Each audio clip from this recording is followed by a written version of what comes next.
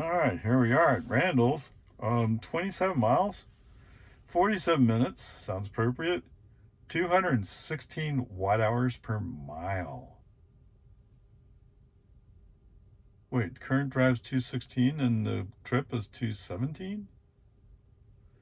That's curious. All right, so from an AP perspective, let's see, I turned on AP on 1431. And so I was going for a ways, and then in the construction zone, there was some weirdness with the traffic. No, I kept AP on. And yeah, I feel like at Jonestown, I turned down AP. Oh, maybe I did a brake on AP off. Sorry. Those words are so stuck in my mind. Brake on AP off, move to the outside lane. As we exit the construction zone, we get 2 lanes back. I think that's what it was. So I had AP on until that time, and then re-invoked AP, and used AP, I don't know, up to Tessera maybe. So what was going on was there was some medium small Chevy in the inside lane, and a Nissan, I want to call it Sentra, but I don't know if it was a Sentra because it was kind of small. Anyway, they're having a drag race. Yeah, one of those, I can go 45, can you? Oh my goodness. All the way up into Cedar Park. Actually from Nameless, I think. Just, how slow can I go? Now, I know at first, that Chevy was part of a line of cars that were kind of inching along past the Nissan, but once that Chevy got up there, he said, "Oh wow, there must be a reason why that Nissan's going this slow. I think I better go slow." Yes. In the meantime, I had a Hyundai that cut in front of me, and then when he realized he was cut in front of me, and there was a slow car ahead, he cuts back the other way. Eventually, the Nissan did edge up. Once we got out to the top of Slow Hill, they went. And that was almost enough, but there's still this line of cars that's going, "Oh, I'm going really fast." Oh, yes. Whatever. It is what it is. Okay, brake on AP off to turn on to Anderson Mill, obviously, and then AP back on, and AP reminded me that it's a +5 limit. Yeah. Okay, whatever. And there's Rivian. I don't know how the Rivian got behind me because he was in front of me before, but that just goes to show how slow and mixed up this was. And to me, it describes exactly what I think of these two companies. Okay? GM in the inside lane, the fast lane, clueless, probably doesn't even know they're driving a car. That's GM. The Nissan, well, I'm being conservative. I don't want to go over any limits or anything. That's the only reason why I'm being conservative. And then later on, they realize, oh, but the speed limit's 55. I can go 55. And there's a bunch of cars behind me, and they're trying to find a way through, and therefore they're more likely to run into me. Yes. So Nissan, I'll give credit to at least being somewhat aware of the market. I mean, they came out of the Nissan area, which, I mean, is it great? No, but at least it's an effort to come up with an EV. And of course, they had Nissan Leaf, and Nissan Leaf's still around, and it's been improved. The only part they haven't really improved in the Nissan Leaf is the battery thermal management. And I live in Texas. Yes, heat tends to cripple batteries. But then again, you see what I'm driving, right? It's one of the things that Tesla does really great is thermal management. 'Cause, you know, you can have a battery that lasts 5 years, but if you have a So there you go. Anyway, whatever, peace and harmony. So after that, on Anderson Mill, when I turned onto Valente Road, or 2769, just left AP off. Just drive.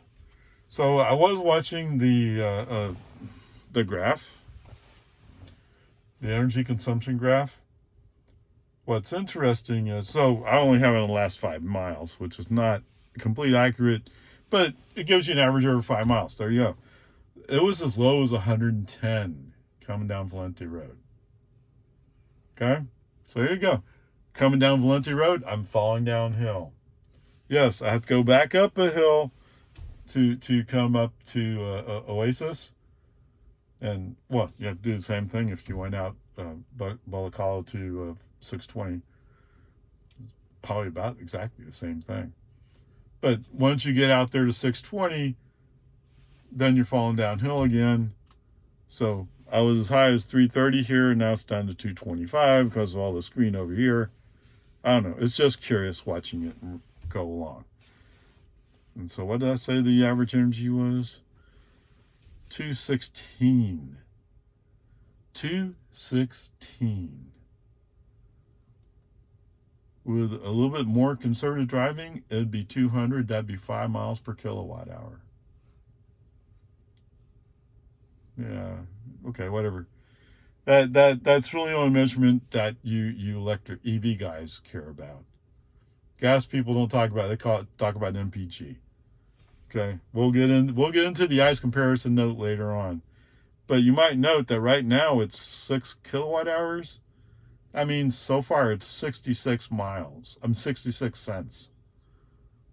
66 cents. Come on, guys. 27 miles. Yes. Could your car go 27 miles on a gallon? Yes. Could you buy a gallon of gas for 66 cents? No, you couldn't.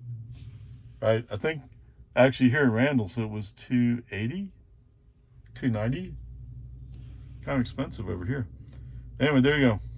Onward, upward charge. All right, I saw a Nissan over at the Randalls. It's a Versa. Okay, there you go. Okay, guys, welcome home. 29 miles, 45 minutes. Really? And 223 watt hours per mile. I was going to say I didn't do any AP on the way back, but I do realize that I did at least one spot because instead of staying to the right and following the lane, the car drifted left. Brake on AutoPilot off. So I did do a little bit of AutoPilot, but other than, he just did, I guess what he did was he tried to average the 2 lanes without lines into one and tried to center in it, and that's not going to work. Okay, whatever. That's what I assume happened there. All right, so, wow, really? Didn't I have like 6 kilowatt hours earlier? I guess I'll have to review. Anyway, this will be short, right? All right, so 65 miles, 15 kilowatt hours, 229 watt hours per mile, which is actually very good on a Model Y. That's a dual motor.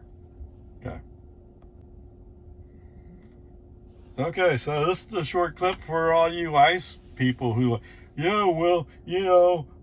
gas engines are just more efficient, or whatever the argument is, right?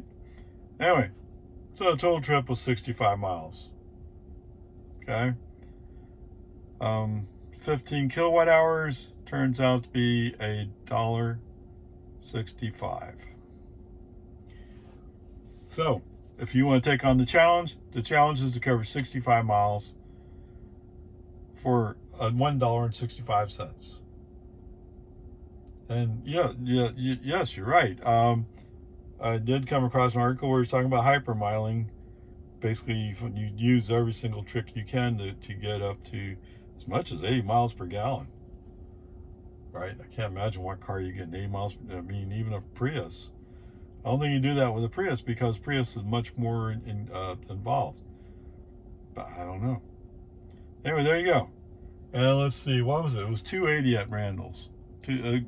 Unleaded regular was $2.80.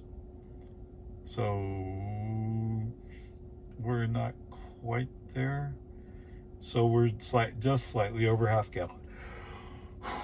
Okay, anyway, there you go. Have fun.